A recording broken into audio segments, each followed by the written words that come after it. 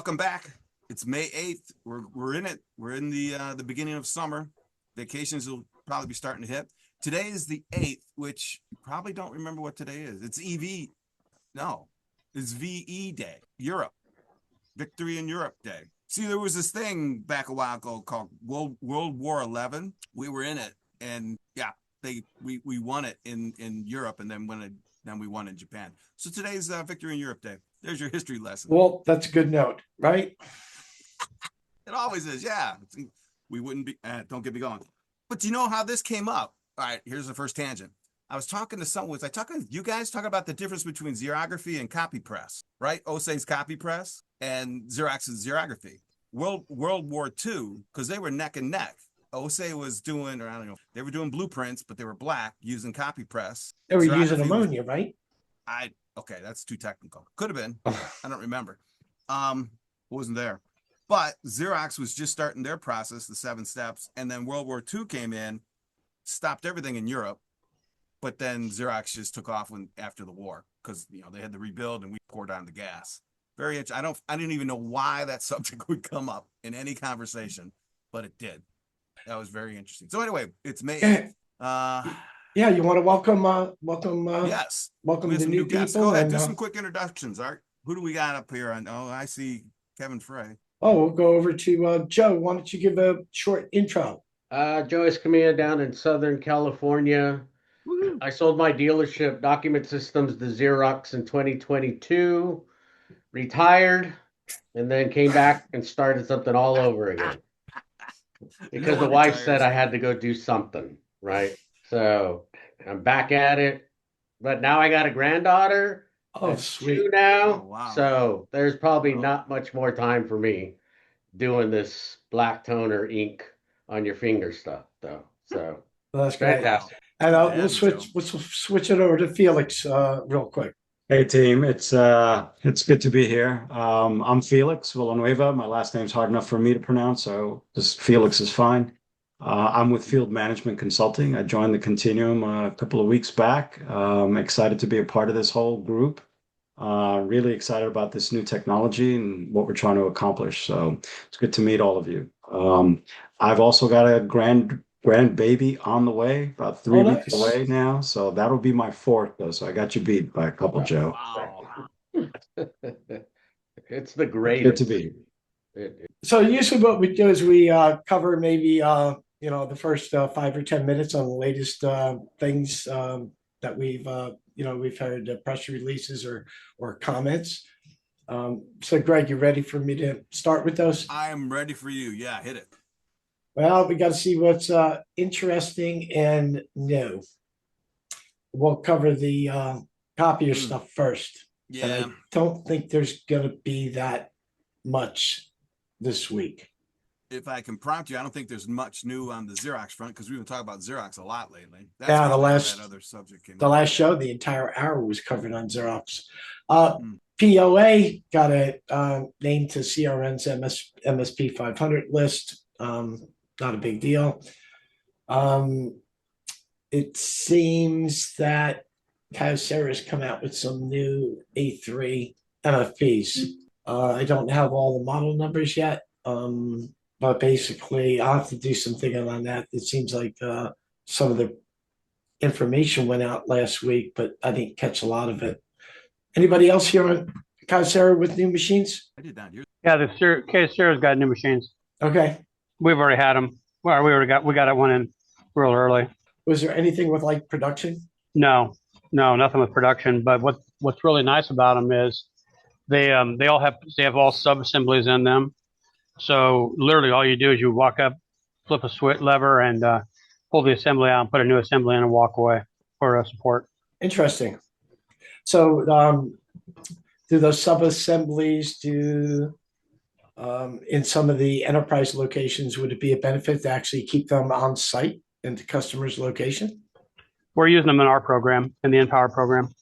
We've already adopted it and brought it in. Okay. So, yep. So, and it comes up and it's still kind of cryptic as far as, it's not like the user interface doesn't say, "Hey Joe, hey Mary, why don't you replace module C?" It's not quite that.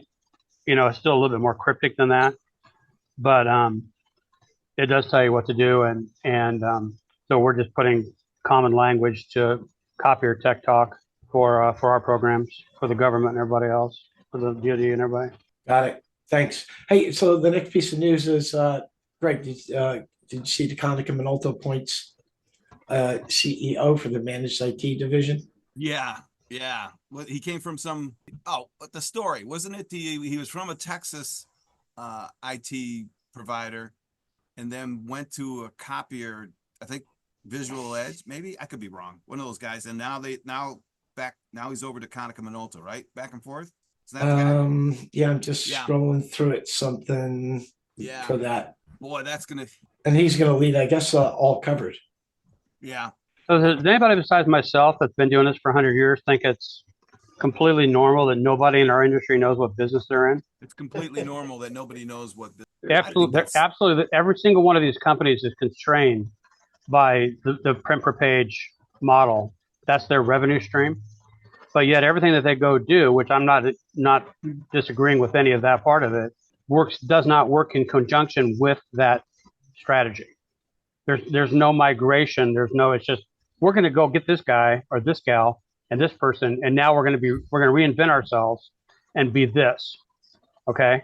And what they do is they put it on this person's resume is going to be the salvation to this bad idea without any go forward strategy or framework that anybody can look at and work with and then build off of or develop from. Just me, I don't know, maybe. It's the managed IT argument that's been going on forever. It goes all the way down to the dealers, right? I mean, they seemed like a good idea and everyone bought an IT, put a knock together and did all that. But I think we've had it on this. We've talked about it before. You can't find any copier dealership that's got 40% of their revenue driven by IT service. That would be a lot, but they've been in it for a while and it's not designed to be that way. And then, so that's when I did read this, Art. That's right. I was thinking to myself, like, well, okay, that whole side's going to start taking, right? Managed IT will start dwindling away. I don't know. I haven't been in that side of the world for a long time, but I can imagine that this whole artificial intelligence thing, once someone gets smart at it, can pretty much manage IT on its own for the SMBs. Well, it'll have to, because once we broke through 256 encryption, after that point, there was no more firewall. So it's going to have to be just a patrol now with AI. But my point is, any of you that have been, some of you are owners, I've heard you speak, and you guys have been in leadership and such. How many times would you give a person in your organization an opportunity to fail? So all these people go into IT, manage IT, they call it whatever they want to call it. But are they sitting down with them and saying, okay, I need a complete scope of services. I need the complete framework of what you're talking about. And then we're going to go through, we're going to chew like a rabbit and swallow like a wolf on our decision making. Okay. They all say they just use the word IT. Well, IT is not around anymore. Okay. Have you looked at the posture of what companies are doing in the IT world right now? It's NIST compliancy. Okay. That's what it's all about. And you think you're going to walk in there and say, hey, we're going to do this. We're going to bring our DCAs in and we're going to do all these things in exploratory in your company and figure out ways that you can maximize, improve, and change the way you're doing things. But completely at the risk of being completely non-compliant or critical to any kind of security framework. That's just me. Of course, I come from the other side. I come from the side where we got to be buttoned down, and we understand that submarines can't submerge without the hatch closed. So, sorry, I digress a little bit there. Kevin F is from the security side with the government and compliance. Very interesting though. What else do you have, Art? Anything? Just a little bit more information on Xerox and where their stock ended up last week. Where's that? Just curious. We might today. I don't know. Yeah. Anybody know? Doing this? I don't have it up. I should have had it up. What was it last week? It was at 250 or something. Somebody said. Yeah, it was at 250 or $2.50. Yeah. What number, Greg, was that conversation taking place at? I beg your pardon? What number was that conversation we were having last week? What was that at that point? It was, I think that's why I'm getting the number. Yeah, I think it was at 272, something like that. And the week before was $1.10 or something like that, $1.25. 25. Yeah. Was commenting on you almost doubled you did double your money. I did. Yeah. I think that our conversation spurred like 5 or 6 different articles just on that alone, just analyzing. Here we go. We're going to talk about Xerox. You know, the whole, what is his name? Pastor, the guy who's in charge right now and where he came from. Comes from the School of Icon and all that. And, you know, what they've been talking. And if you talk to the Xerox heads, they're all in. They believe. So they're, you know, something there, but I don't know what it is. I don't know. And then, you know, I'm all now, I don't want to rehash what we talked about before, but, you know, HP just closed down Boise. So there's something out there that these big guys are recognizing. But then, you know, Kyocera just released what? New devices? Someone else did it too, I think. Yeah. And Kyocera just posted 118, whatever it is, 118 billion yen profit. Oh, well, that's off. Wow. All right. It's quite a bit of yen. I don't know how much is it, $1.50 in US? I don't know. All right. So what else you got? So as far as you know, print news, yeah, that's about it. A couple of you know, wide format announcements from Epson. Heidelberg's celebrated their 3500 VersaPress install with Ricoh.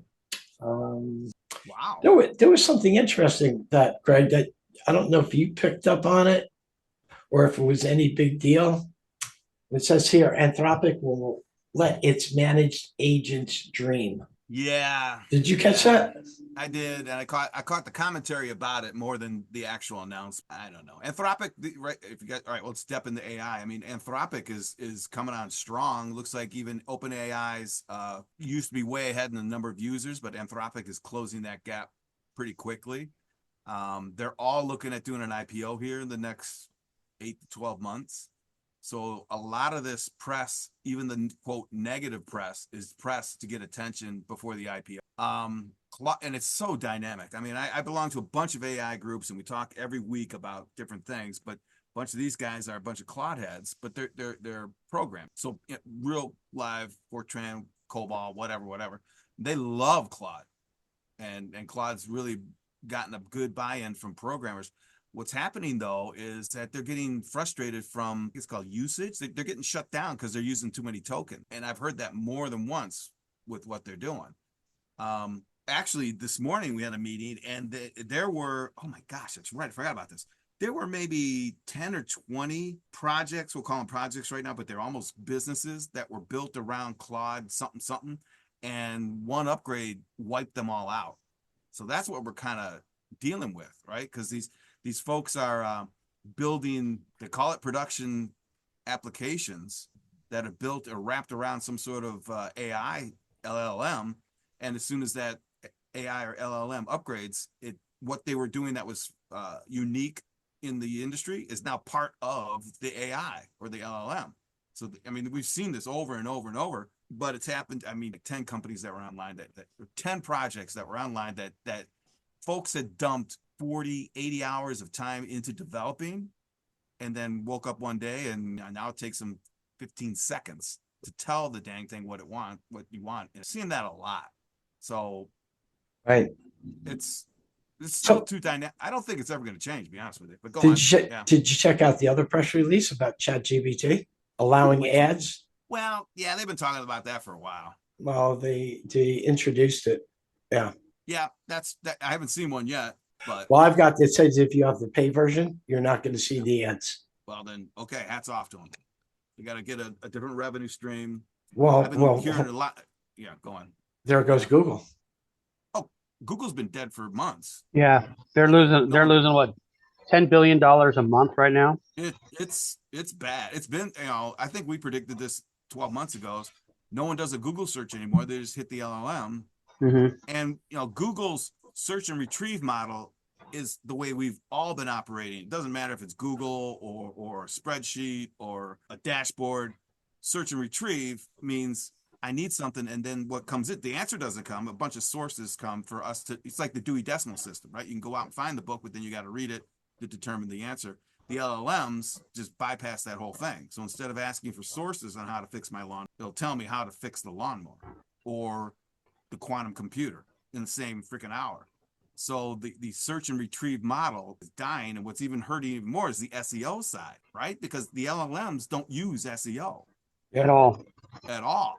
And here's, I mean, we talked about it before, but if you look at any of the websites that are out there, it's designed for human consumption, not LLM or AI consumption. So like you have your hero graphic, you have a video, you have all this stuff. The LLMs don't need that, so they won't even look at it. So I think we talked about when we were thinking about putting our website together, it should just be HTML and green screen. That's what it should be, because then the LLMs can scan it really fast. So yeah, Google. But what's saving Google, which I'm glad you guys brought this up. I like OpenAI. I think that Anthropic is good if you're a programmer. Perplexity was really good for scientific projects. Grok, I don't even get into it. What's the other one? Copilot, SUX. It's not good. And OpenAI is really good if you deal with words, right? Words and concept. In my opinion, it could change in too much. But Gemini, I didn't like Gemini at first, but now I've been using Gemini a lot lately in the last 2 weeks. So because it has all the other integrations, right? Sheets, Gmail, all that stuff. And it's, I think I told Art this maybe last week or so. I did a quick search with Gemini and it found shit I did 3 years ago. I forgot all about that. And my Chat GPT could do that, but I'd had to connect my Gmail and my all that stuff together. Gemini did it pretty fast. So I think ultimately it's going to be Gemini and Chat GPT. I just connected my Chat GPT to my Dropbox. And going to see how all that comes across. Hey, Joe, we haven't spoken to you in quite some time. Are you guys using AI at your new place? Or we use the boys, the technical team uses the eAutomate Mobile Tech, which put an AI integrator in there. And so I had asked my guys, I said, hey, well, give me some feedback, because I've got some pretty young technicians in the mid-30s, right? Oh, wow. There's still some of them around. Where'd you find them at? Wait a minute. Whoa. Back up. Yeah. You said tech. You said tech and 30 and competent? Yeah. Yeah. So when I started this new venture, I got one guy who's old like me, and the rest of my guys are all in their mid-30s, right? Technicians. Wow, Joe, right? That's cool. And they're very savvy. So I said, hey, tell me about this new AI integration and what do you think about it? And so when the dispatcher puts the information from the client in there, then it rolls into Mobile Tech and tells the technician, here's the machine you're going to, and here's the codes, and here are all the possible fixes for that. Now, my guys say sometimes it works really well on the Rico product, but on HP it sends them down the wrong path, right? Oh. Right. And so, but they like the fact that it helps them target what they're going to go do when they walk through the door. It gives them part numbers, right? When they need to order something that they can get back to my dispatch team and stuff. So the guys say, Joe, it's okay. Just like Copilot and all the other stuff, it works. But there's some deficiencies in it, but they see it getting better. So, right. Hey, if my boys like it, it's all that matters to me, right? I forgot there was an announcement about that too. I forget who they integrated with. Yeah, I forgot that they kind of just rolled it out not too long ago. Right. Yeah, and so since I'm so old, Art, I told my young guys, I go, you guys find out everything that has to do with AI and how it's going to make our company better, and then you guys are going to run it and you're going to manage it, because I'm not going to be here much longer. So, right. So, because that's where we're going, right? But Yeah. So what so do you have are you authorized for anything? You're more of an independent? Not authorized, independent only. I can tell you that I only sell Rico. I sell off lease used equipment only. Okay. Right. And I started this with another partner right around 2023, and we'll probably do 15 million this year. Very nice. Killing it. Right. Just killing it. Joe, not to give away any secrets, but why do you think that is in a macro sense? The price points are much less, but then the other dealers of the world that are even could sell new equipment, their price points all came down, like all of us, right? I think it's two things. One, our partner CEO is part of the YPO group for many, many years, right? Young Presidents Organization. Right. And his relationships make a difference for us, though. So Oh, he almost kind of sets the appointments with the owner and CEO and talks the story. And it's just for us here in Southern California, San Diego. And without him, we could not be this successful. So it's okay. that relationship that he has and the story that he can tell is the biggest difference for us. And so there's not a lot of owners like that work, but it's not hard work, you know what I mean? No, But it's just reaching out and having conversations and talking to people. That's it, right? that is mirroring who the gentleman from Florida who's been on here before, Art. Sam. Same, Sam, same. I'm not going to even call it an argument, but same thesis, right? Oh. And again, I hear it from you, Joe. I believe it. I hear it from him. I believe it. It's something that everyone's been saying for decades. But I'm really glad I asked that question. I think it really makes a big difference now, right? So I've had this discussion with other folks in the AI world. It's like, okay, AI is going to take away our humanity because we can't think anymore, whatever. But my argument is no, it's just going to make us more human because we appreciate that relationship even more. Those relationships become more real. In the olden days, we could put on a mask and pretend to be something else. Right. AI cuts through all that shit now. So Yeah. now you have to be who you are. Yeah. Right? Yeah. So I just think that's been the biggest difference, Art, Greg, has been him. He's been the driving force and the secret sauce. That's cool. That's Yeah. cool. And then again, look it, we've all been in this industry I've been in it since 85, right? God, forever, right? And so it's all the basic fundamentals, right? Clients just want you to do a good job, be personable, be on time, fix things. It's Be simple shit, trustworthy. Yep. right? It's And simple. communicate. And communicate, yeah, and And communicate. Right. And you just got to hold your team accountable, get them to buy into the message and stuff, and then you can do it, right? Even that Amen. part is going to be easy, not easier. It's not going to be as friction filled as it was in the olden days because not management, but you would be instructed to go out there and become a trusted advisor, which is just code for fake like you are a trusted advisor. Because the goal here is to get their money. Does anyone have get them to sign on the line that is dotted. Press hard. You're making 5 copies. That whole thing, right? Maybe that is melting away. Maybe it is, right? I mean, I don't know. And Greg, are you saying that we have to put on faces to greet the faces of the people we must face? Is that what we did? If You you got me face it like confused that, here. I think so. I don't want to have another face off with you, but yeah, that's what I'm saying. look, I think the reality is that we're all starting to converge back to some of the basic fundamentals of business, right? It's all about relationships. That's how you sell. That's how you have a successful business. It can't just be, type in a prompt in a computer and tell me what to say. I mean, there's a human element that I think is going to start to come back now. Yeah, I like that. I think you're right. So Felix, I know you're right. yeah, Felix, how is AI affecting your end in the service and support area? I think it's a really good question. I think it is a little bit of a slow process. I think some of the applications that techs are using, Joe's point about mobile tech, and now incorporating AI, CEO Juice incorporating AI. I think all of that is helpful from a transitioning a service department that's always reactive, right? Machine breaks, they call, you got to go figure out what's going on, to a world where now you've got so much data available to you that it becomes an anticipatory type of service, right? I start to anticipate what's coming down the line, what kind of problems am I going to have? So I do think that AI is becoming a really good tool for service leadership, for service technicians.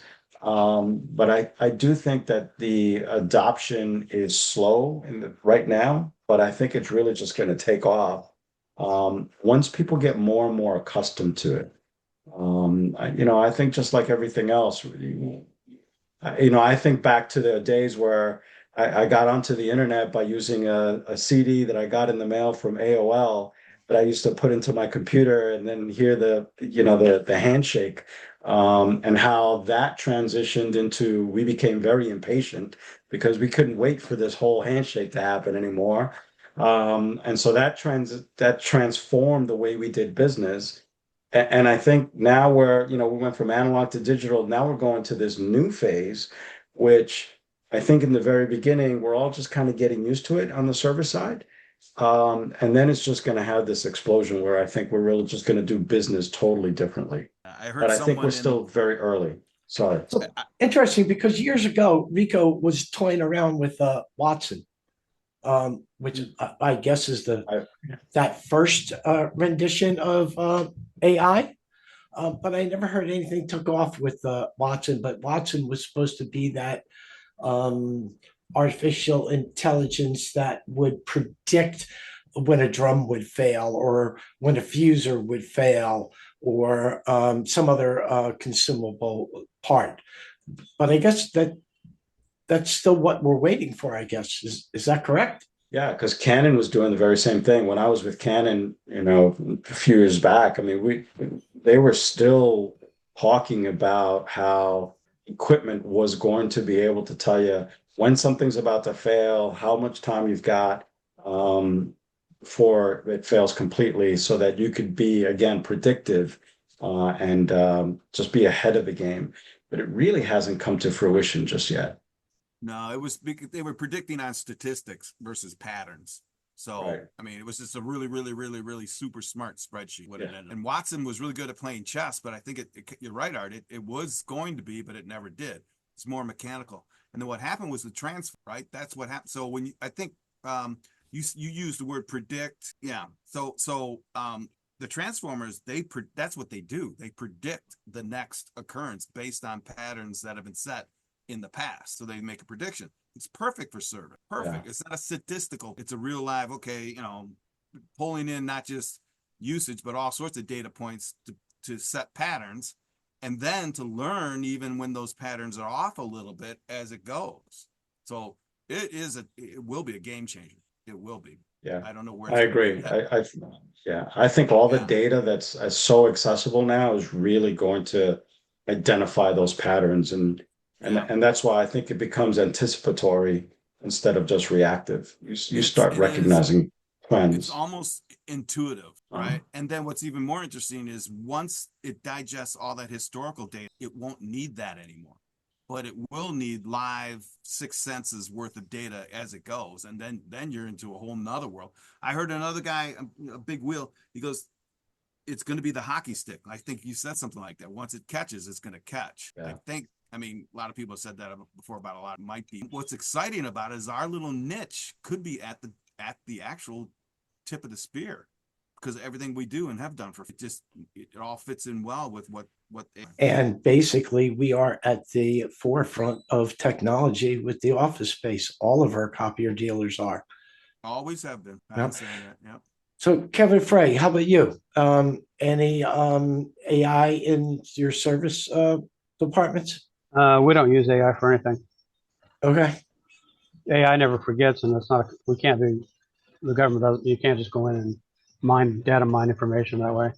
But we don't have any machines anywhere in the United States on a per click charge. We don't do any model that has anything like that. So we don't have software. The only software we use, we don't do any. What's the latest thing in the industry now that people are using? What do companies use now for that, for click charges? Oh, you mean to collect the click charges or? Yeah, like for DCAs and stuff. Oh, any of depends who you ask. There's a whole slew of them. Yeah. All we use is what's called predictive analytics. Oh, That does all the assessments of everything. We don't do any click charges at all. We don't have a single machine anywhere in the United States on a click charge. So we haven't for a couple of years on that. Are you in the Fed space only, exclusive? What's that? Are you in the Fed space exclusively? Oh no.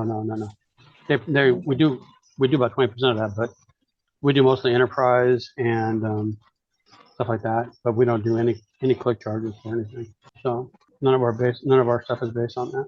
So, but analytics is one of the, if you want to stay awake at night, if you need another reason to stay awake at night, just go get an analytics software and let it analyze your model. So the first time the analytics comes back and tells you that if you went to any lending institution in the world and gave them your model, your business model, it would refuse you a loan. So let me explain that.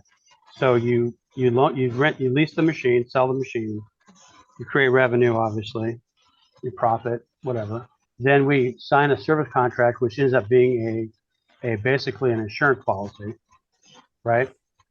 We give our business model to their lowest paid employee, which is the person that runs the copier. So whenever the toner, the print doesn't look good, they just change all 4 toners at $1,000, right? And then in the meantime, we put $1,000 worth of toner in the cabinet for them, so they have it just in case they need it. Okay. And then when the banker comes back, when the analytics comes back and says to you, why do you do this? What was the groundwork of this business model? The average person that does it doesn't know how we ever got to that model to begin with. Is that fair? Well, Well, I kind of know how we got there. You're Toner not an average pirates. person. Toner pirates, Toner absolutely, pirates, yeah, absolutely toner pirates. absolutely. But Yep. we put toner in there in low volume accounts. It's declining, right? So what was interesting is years ago that the whole model made sense because it was so exaggerated. There was no basis for knowing how much companies made. But the whole thing called yield didn't really show its ugly face until we got into color. And then all of a sudden we were chasing yield, trying to figure out the yield word, right? Which last time I checked, it can suffocate a business plan pretty quickly. And then you have the person that runs the copier that says, well, it was almost out of toner and I knew I was going to be gone for a week, so I just went ahead and replaced them all. So there goes 300 of your prescribed dollars of recovery down the drain, and you didn't know it. They don't tell you until the day after the cleaning people come and haul it away. Right. But that's okay. I got it made up for you because I'm going to give you an incentive to do that because we're going to put a whole nother set of toner in your cupboard because, well, that's what we've always done. And just in case you need it. And then it's going to take 17 months to recover any revenue from that $1,000 sitting in the closet. So I'm going to drain my company out of, well, in our case, 100 grand a month, 130,000 a month in toner sitting in cabinets that we don't know when it's going in, nor when we're going to make any kind of return on it. So so that was the analytics software. I was like, yeah, you know what? I think I need to either have a drink or just cry like a baby. Some of the manufacturers have made a change. Ricoh recently made a change where they put a lock mechanism in their A3s. And basically, the lock mechanism, it will not unlock until the toner has been depleted in that cartridge. So a user cannot take it out early if for some reason they had a quality problem and thought they were low on toner and they replaced the toner. Now there's a lock process. And with the dealership I work for, we include that. That's included with all the new machines. And as far as I understand too, that's an option for the dealers. But our dealer went with that lock option for every single machine. I think Really? Kyocera has that as a standard in their products now. Yeah. So does Canon. Because- Canon's had it for a long time. So does Yeah. Canon. Okay. Wow. But I think there's tools today, to your point, Kevin, your question earlier is what analytics are there. I mean, there's a number of DCAs out there that a lot of successful dealers use to auto replenish toner so that they're not keeping $1,000 worth of stuff inside a cabinet. They're sending it just in time, right? They're analyzing and predicting, total usage or end of life of a toner cartridge, and then auto shipping even before the customer's asking for it. So, Right. those are some elements that are out there that are helping dealers deal with that, because you're right. I mean, that is a going out of business plan if you are putting all that supplies out there at with no additional incoming revenue. Yeah. It's not even an investment. It's basically divested inventory. Yeah. Under those analytics. Right. And it's your inventory sitting out there. Right. And then, so we, and I agree with you on that. We use that software and we were just in time when we were still doing it. But I started looking, okay, we had 3 people that were doing chasing clicks in the business, right? They were making sure that the meters, the buildings were right. They were generating those every month.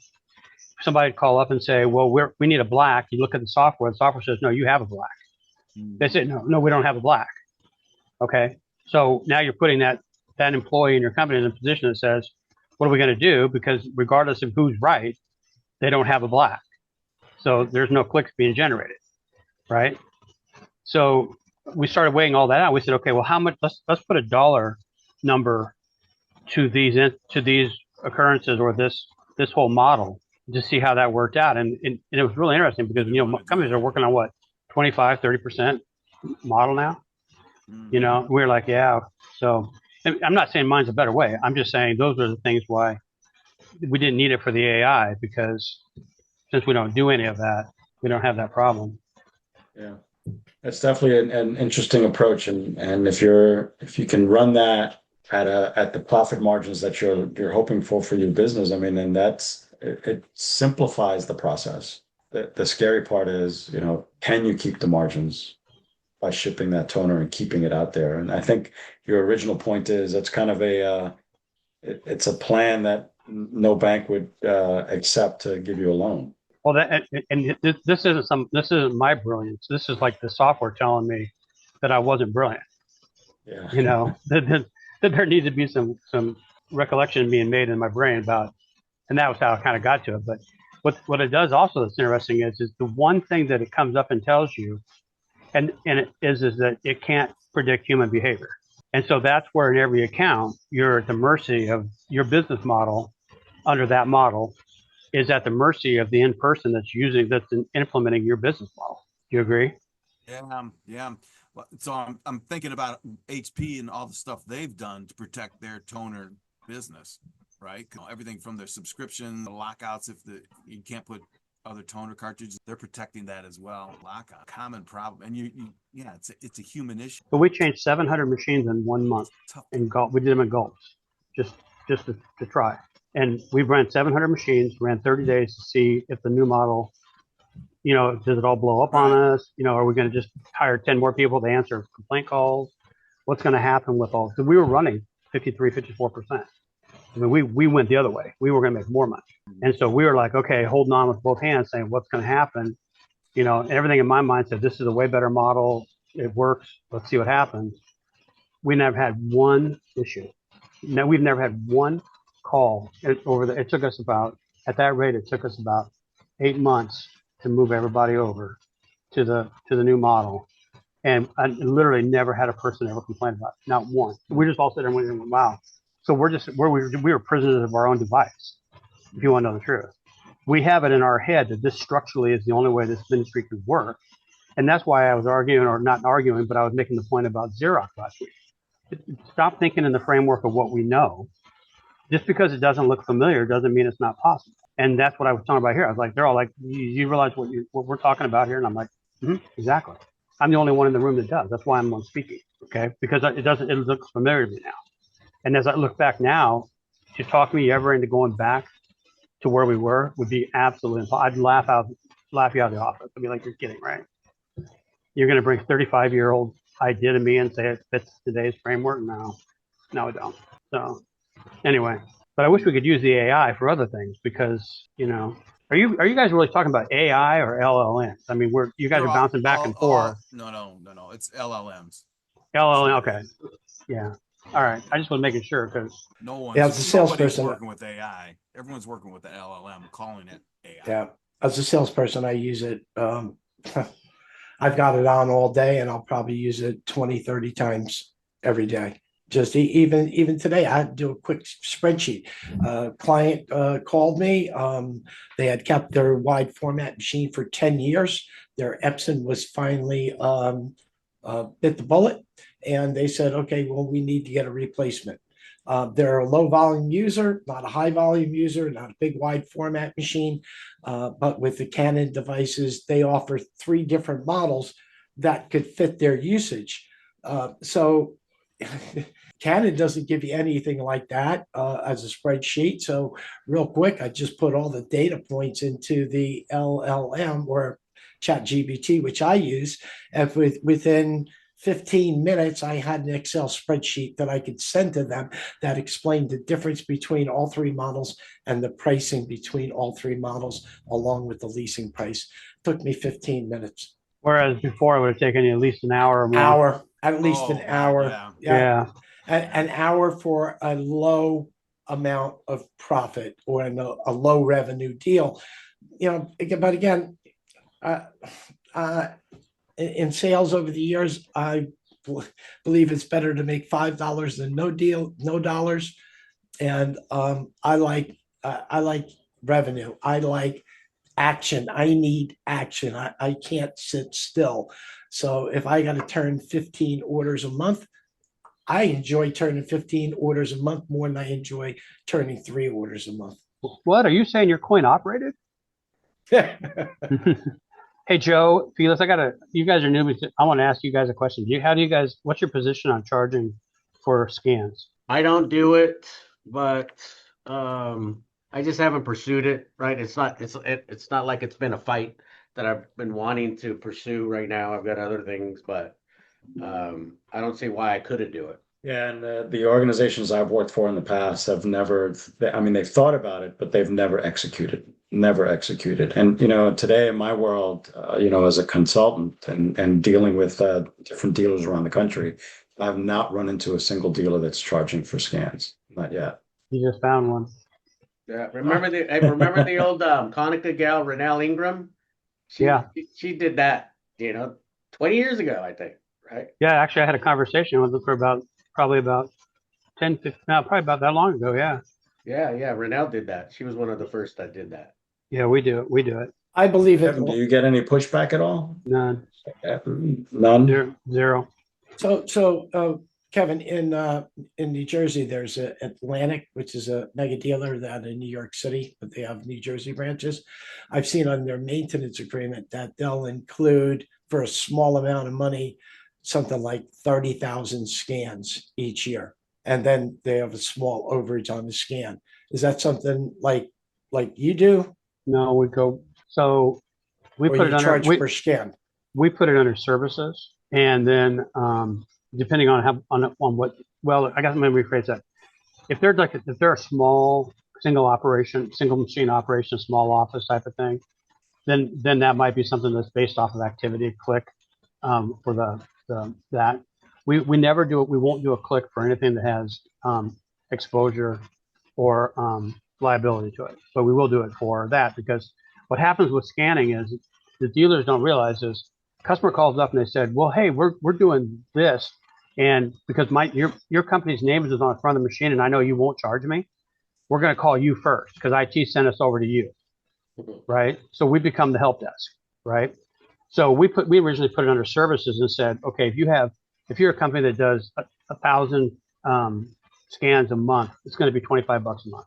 We don't even go into detail and explain. We just say, this is for your scanning and your help desk requirements for those scans. And then we tell them, this is a document you're going to put in the document feeder. It's not going to put print on paper. It's going to go to somewhere in a repository, a network, a hard drive, or whatever. And they're like, yeah, we do that all the time. Okay, well, this is for that. So you're going to see this on your bill. It's going to be $25 a month, whatever it is. You know what I mean? Whatever that number is. But then when you go into enterprise, they want to do it differently. Enterprise wants to do it where they're saying, okay, we want this. We don't want the sum of the parts. We just want the baby, no labor pains. Okay, just contract us a number. Okay, so here's an example. Here's a good example. We do some of the aviation is a real big, aerospace division is a real big part of our business, right? So we went in, did an improvement on this well-known company, and they did it. And the first week they saved $17,000 because of what we came up with. Should we be privy to any of that savings? Would you agree? They didn't have it before, right? They implemented it across 38 locations in like the next 2 weeks. Yeah. Next 2 weeks, and guess what? So yeah, it's making us, $6,000 or whatever a month because we had a great idea. It's a little more than that, but let's just use that number, okay? Because in my mind, it's still attached to my end. So the problem is dealers still see copiers on a network as being a node. Agreed? IT people see it as a node, right? They're wrong. It's not a node. It's an endpoint. Yeah, I agree. Okay, it's a human interaction to a digital world. So anything that happens on my endpoint on your network, I am responsible for and or get paid for. Okay, so until dealers realize that the node thing was gone as soon as the first company got sued for losing somebody's social security number, and that it became an endpoint on a system, on a structure, Right. then right. So let me ask you a question. If something happened on that device and that company got sued, if we have a customer that's all over the world, we every month, whatever, they got a $20 million lockout of their own company because they got hacked. They couldn't even get any of their buildings anywhere in the world. First place they went to look to apply blame was on all the machines that we have everywhere. We were at the original audit meeting to see if our devices had failed and were the endpoint that came in, right? Yeah, and they gave me a chance to hang myself. They said, "Okay, you're up. What's up?" I said, "Absolutely guaranteed every one of these devices is going to be compliant meeting because you're working in the framework that we require you to have these devices." And their IT people were laxed for the last 2 years prior to that time. They looked at it as being nothing but a node. It was just it was like having to go to the dentist every year. Okay, they didn't want anything to do with copiers. They didn't want anything to do with it. But the minute there was somebody going to be in a room to start pointing, I said, "I want to be in the room. My people are going to be in the room. We're in the room." Okay, because we don't take it that way. Our devices don't work that way. Cybersecurity insurance companies see it as an endpoint. 100%. Yeah, yep. and people don't. The dealer don't realize it yet, but that insurance company, we're dealing with them every week now. Okay, this industry is changing so fast that the dealers are going to be literally out of business, or they're going to have to learn that they're not in the business that they used to be in. Just because it looked a little familiar, it doesn't mean it's the same business. Or you're going to have to question your clients who want to hang on to that 8-year-old machine and say, you better look at your cyber insurance policy and see what that says about hanging on to an 8-year-old endpoint. Right. I mean, like with the Rico, for example, great product, loved them, had them for years. And a lot of the manufacturers. So the question I would ask is, do they stack their firmware, or is it layered? Is it multiple layers of firmware? What does it do when it wants to call home, when it wants to phone home? How does that device act in a DSA situation? Because those are the questions that you're going to be compliant with and responsible for. Because I went down it. We're like, okay, $20 million ransom to get back into your company.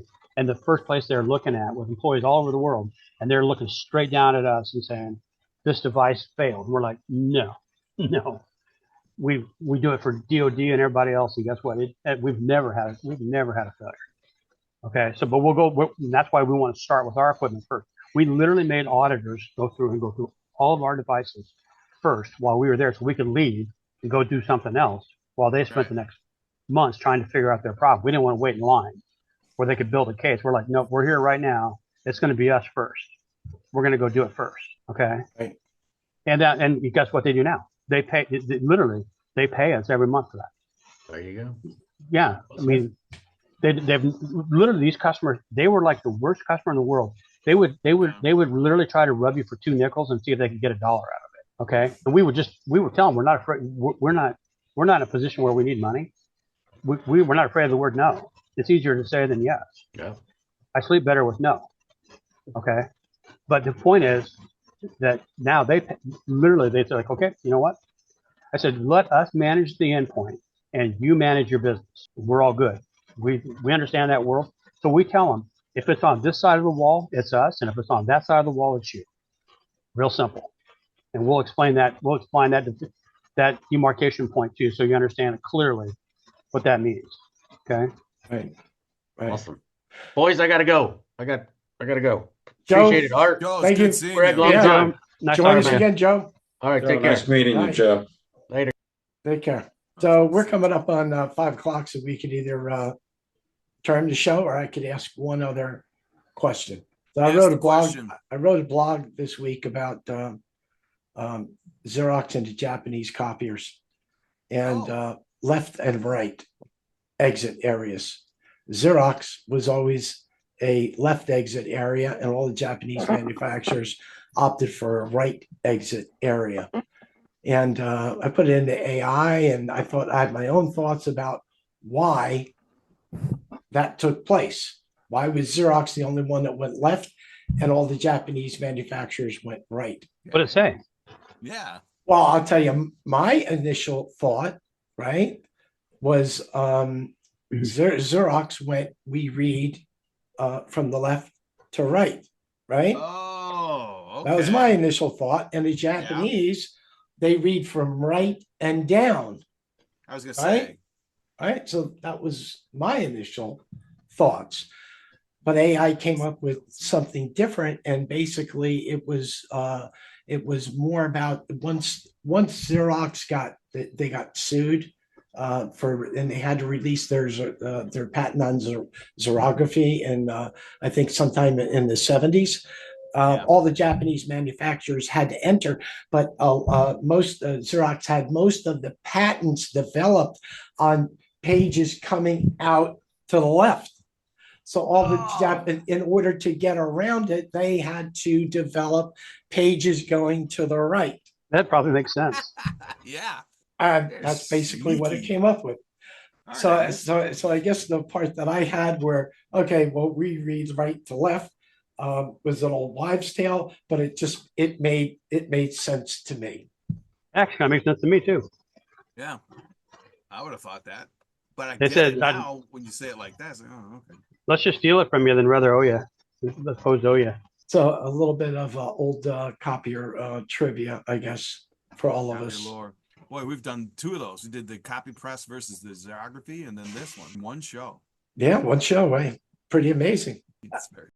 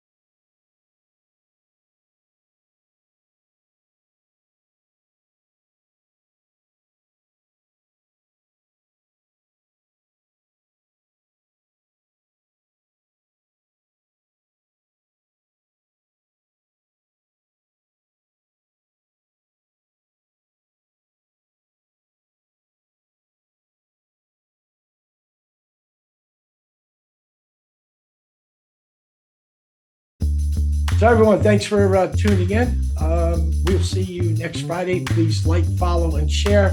Thanks to Kevin being on the show. Thanks to Joe. Thanks to Felix. And we'll see you all next week.